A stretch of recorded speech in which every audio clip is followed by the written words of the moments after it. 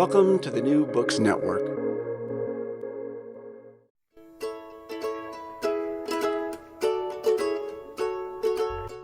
Hello, welcome to What Just Happened, a special We'll Call This Book Experiment. In this series of brief conversations released consecutively on a daily basis this week, we go back to some of our favorite bygone guests to get their reactions to the 2024 election and their thoughts about the coming 4 years. We asked each guest to think about 6 questions, ranging from what just happened, of course, to what historical analogies strike you as helpful. We speak today with David Cunningham, a sociologist formerly at Brandeis, but now at Washington University in St. Louis. Listeners will recall we've had him on RTB before to speak about his work on racial violence and the legacy of white supremacy. His books include Klansville, USA, and There's Something Happening Here, The New Left, the Klan, and FBI Counterintelligence. So welcome back, David. Is this victory a course correction, a predictable pendulum swing, or a new normal? Yeah, I would think of it most, I think, as a pendulum swing, but not necessarily in the straightforward, thinking 2016, 2020, 2024 election pendulum. But, I think, to me, I think this election from a pendulum standpoint is quite reflective of broader political dynamics, in particular, a lot of mobilization around particular issues. If we think about social movements over this long arc, I think there's a lot of interesting work in social science right now, especially in political sociology, that really takes more seriously than traditionally has been the case, the interplay between electoral politics and non-institutional politics. Like people have for a long time obviously recognized that social movements matter, but I think are giving it more primacy now in terms of that interplay, where movements are the things that really shape both the pace and the severity of the pendulum, meaning that these are where issues are framed and forged as they're then taken up by candidates. And so when we think about how the electorate tends to understand political issues, social movements tend to be really key, because that's where the kind of friction and tension comes into play. And the movement field is pretty complex, certainly, and the way in which it's reacted to and what gets grabbed and what doesn't by the right in this case is complicated as well. I would say, just stepping back, I will just say this is, regardless of the outcome of an election, this is always my least favorite time in politics, where the hashing over afterwards, because it's just this time where the acute pragmatism behind the discussion, which is like all of the things that often do and should underlie politics around values and morals and ethics and these kinds of things. Like, why is it that we believe in things, kind of go out the window, and it's all about that failed because the voters didn't go for it, and therefore the party shouldn't do that anymore. And so I sort of really am always dispirited, even when I agree with takes on it. It's we're certainly at a moment now where we're not really talking about what's the right thing to believe in. It's more like, what should the party be, to win. So I know that's just the necessary evil of where we stand, but yeah. Well, speaking of which, so that brings us back to the historical analogy question, which you already have a date for us. So let's talk about that. I mean, other ones if you want to, but the 1972, let's start there. Yeah. I've been thinking a lot about 1972, where, again, this is where Nixon wins in a true landslide on the presidential side. But what I've been thinking most about is actually the Democratic primary that year. So, folks may or may not remember that George Wallace, the longtime segregationist governor of Alabama, ran as a Democrat, not only in that election, but most prominently in that election. And this is the campaign where he is shot and severely injured and paralyzed midst of his campaign. Yeah. But even though that becomes truncated by that tragic incident, Wallace was probably the most Trump-like candidate we've seen over the last 60 or 70 years. His brand of populism and his ability to, in a very savvy way, to kind of transform his positions into broader populist ones in a way that he would continually claim in 1972 that he was a racial moderate. So you, in a very kind of Trump-like way, kind of like taking the mantle of like, I'm for everybody, even though, and certainly in a conventionally dog whistle way. So Wallace was, one of the key progenitors of pioneering dog whistle politics and sort of different language to talk about racialized issues and things. And so, but the Wallace campaign before he was shot, he won Michigan, he won Maryland. He, of course, won the early primaries in the South that he ran in, which were Tennessee and North Carolina and Florida. He got significant support in the New Mexico primary, in the Oregon primary. So he was really polling quite well as a viable candidate in a national sense, and not just a regional candidate, which he had been in 1968. And so, that to me is a really important point, both because of the parallels in terms of how he ran as a candidate, but also more to the point of what we've been talking about. When we look back at that election now, the postmortem was not so different than what we see now. It was, really about, how do people feel about the economy and what that meant in 1972, et cetera. But really, I think when historians look at that period now, they see it pretty clearly as driven significantly by a backlash against civil rights gains, especially in the latter half of the 1960s. So if you look at polls at the time, white Americans overwhelmingly, like over, close to 85%, thought that the civil rights movement had, quote, gone too far in the later 1960s. And so, Wallace, by not talking about those civil rights issues, but taking that discontent and channeling it into, more of like an economic populism, et cetera, while still actually engaging the fallout of those issues, really was quite successful, and in a national sense. And, I think it's a good example when we say that social movements matter quite a bit now, in this election, and thinking about the backlash against a lot of the gains of the Black Lives Matter movement over the last decade plus. I think there are clear parallels to the early 1970s as well. And we talk about them more clearly now in hindsight, historical hindsight. Here, I think there's still, in the way that very recent history always is, there are a lot of factors in play and a lot of different things that people are emphasizing.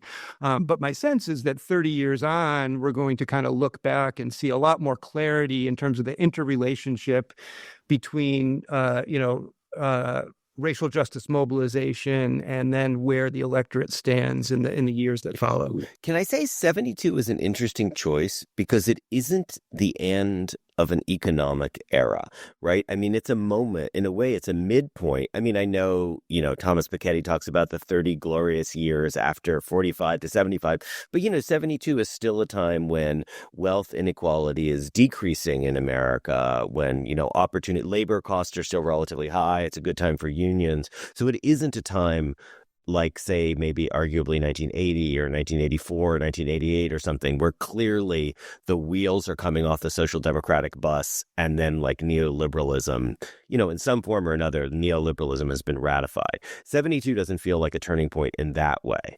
So, I don't know. Does that mean you focus more on the cultural issues and less on the economic issues? Or is it because you don't think this is a turning point? In the way Jagan's question was. It's more, I think, trying to give weight to the kind of the interaction between these two things and the ways in which perceptions of our economic situation become, in this case, say, racialized in ways that we don't often fully appreciate.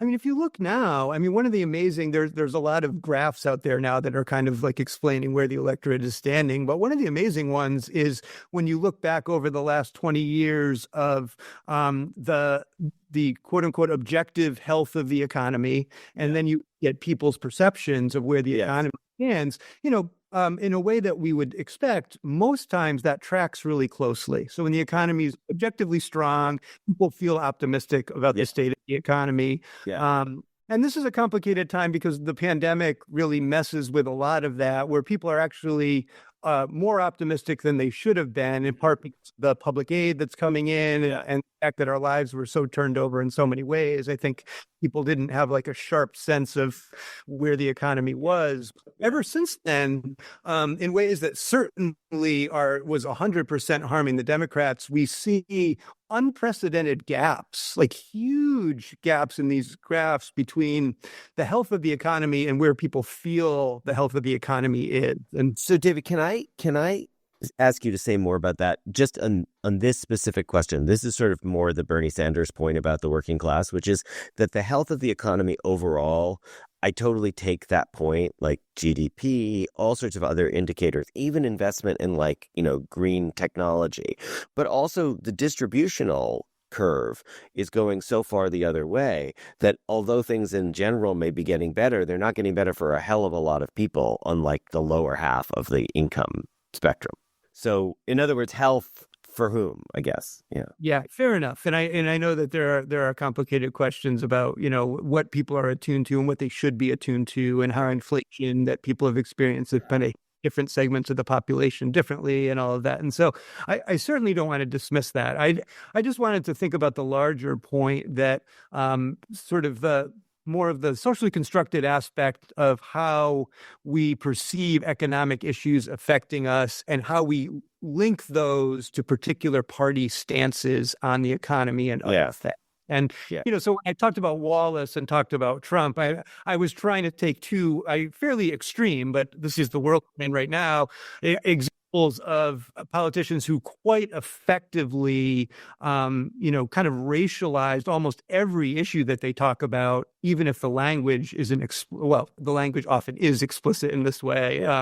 But I thought the consensus now was there's no dog whistles anymore. Like dog whistle politics worked in their day, but he doesn't need a dog whistle. The one thing I was thinking about compared to 72 is that what you had during the 60s, especially under LBJ, is that you had consolidation of cultural shifts in political transformation. Like you had facts that were new, like the Voting Rights Act and various kinds of housing rights and all sorts of things that actually changed that consolidated those gains. When I think about the situation for like anybody who is of, gender non-normative, basically, whether it be about queer rights or about trans rights or non-binary, as well as like bodily autonomy issues, like those things, like there is no consolidated, there are no consolidated rights that people are pushing back against. It's like, that's a slippery slope and it can just disappear. Yeah, no, I hear you. And, and I think, there certainly isn't that sort of consolidation, but the way in which it gets mobilized as a threat on the right, when we think about, whether it be trans rights, whether it be how non-binary folks are treated or should be treated, and how that should be codified into particular policies and laws, et cetera. I agree. We're not kind of working from the same like bedrock consolidation as we would have in the 60s around, racial access of different racial groups and political system. But, I think the same kind of threat underlies that. I agree. It's a more dangerous time because we can't fall back on, this system of laws that is already entrenched and enacted. But the dynamic seems quite similar in terms of how it's being reacted to on the right, and then how it's shifting the margins in a way that's sort of electorally highly significant in terms of shaping outcomes in that sense. I guess that's right. I totally take that point. I think what strikes me when I think about not only Seth Moulton's latest remarks about, the mistake of making trans rights a big deal, but even when I listen to Bernie Sanders talking about class policies, which I 100% agree with Bernie about Bernie, my buddy Bernie, I completely agree with him about the importance of those, bedrock working class economic issues, but he's just like pretty quick to throw the cultural issues over as like kind of red meat to the lions, like you can have that. And that worries me, like we need, because that does suggest that like the shifting midpoint there, there just might be, cultural collateral damage there that I wasn't expecting. I was not expecting the Democratic Party to want to give ground on those things. Yeah. And it really speaks to, I know, critical race theory is maligned in the ways that we've been talking about here. But one of the bedrock assumptions there is really, there are gains on what we're calling cultural issues at this point. But when we think about like equity for folks who aren't fitting into the conventional privilege in American politics, that those things happen when they have aligned incentives with what white Americans are seeking. And when those incentives diverge, they get, like exactly you're saying with Bernie, they just get tossed to the side. And so, I think that's the bedrock. Right, and I really take the point there that like you could call those issues cultural. Like this is the same application for race issues in the 60s and up till today. You could call them cultural if you want, but civil rights might be another language to talk about them. And it's like a rights issue. It's not, Yeah, exactly. And so, I think it's one of the unfortunately durable aspects of American politics, and has really been most unfortunate on the liberal left, at least, is that, there's a sense that there's clearly a fickleness where, in a bedrock way, like moral value laden way, there's an alignment with, yes, these are good things, but when it seems like it's going to harm kind of the broader program, that's the first thing that can get Actually, David, can you explain that to me? Because I'm like, I get a lot of grief from my left-wing colleagues because I think that gun rights is a really hard issue for the left. Like because of this fundamental liberal/libertarian/anarchist side to American politics. So I've always felt like, okay, listen, we might have to go the Tim Walz route or the Kamala Harris route and just like talk about the fact that there's a lot of gun owners out there, and that's okay. But the corollary of that for me was always that abortion was going to be a winning issue, gay rights were going to be a winning issue, trans rights are going to be a winning issue, because Americans are fundamentally like hands off your body. So hands off my body. So am I just misinterpreting that? Like that isn't really as deep a part of American political/cultural identity as I thought, or are there crosswinds? Yeah, I mean, I wish I had a great clear answer to that. I mean, that does seem like like a kind of a paradox here, and it seems like the way in which the kind of like liberal democratic values, thinking about the way in which we have particular freedoms that both the government and other citizens shouldn't be infringing upon, where that gains traction as sort of defining our political positions and values, and where it doesn't has been really striking. I mean, it's a place there's seen any like literally like what I keep in my holster is my business, but what you keep in your pants is my business. yeah. I don't get that. Just like I don't get that. No, I totally hear you. I mean, the sort of mind-boggling contradictions, in particular on the right, around where that kind of autonomy is valued and where it isn't, is, I mean, it's just so evident, and I don't think it's escaping anyone. But it's gained such traction, among not just the kind of like farther right base, but in a lot of the center. And it's dispiriting to see, like, even given that dynamic, it's dispiriting to see where the vote splits have come down in subpopulations that one would have imagined would have, and especially around abortion and things like that would have generated more energy electorally than it did. Okay, this is the moment where you tell us the reasons to hope, not necessarily to be optimistic, but to hope. Yeah. We can edit out your long pause. No, imagine 5 minutes of radio silence. Yeah. Yeah, I hear you. I mean, I think, and this will, I guess, be the ultimate test of this. I always feel like one of the kind of perpetual reasons to hope is just the resilience of our institutions. Like what it would really take to undermine and destroy institutions that we value, because they enable so much of what we value in the nation. And I think there's typically been a sense that there are, people talk about guardrails, there's different language that we use, but that there's great resilience of these institutions, and they can't be undermined fully or even significantly by the whims of a particular presidential administration. I would like to hold out that hope here. It does seem like this is the most severe test of that we've probably ever seen. I imagine certainly in the 20th and 21st century that we've ever seen. And so I'm hoping that remains the source of hope. So you're basically long live the deep state. That's what your bumper sticker says. Yeah. Exactly. Yeah.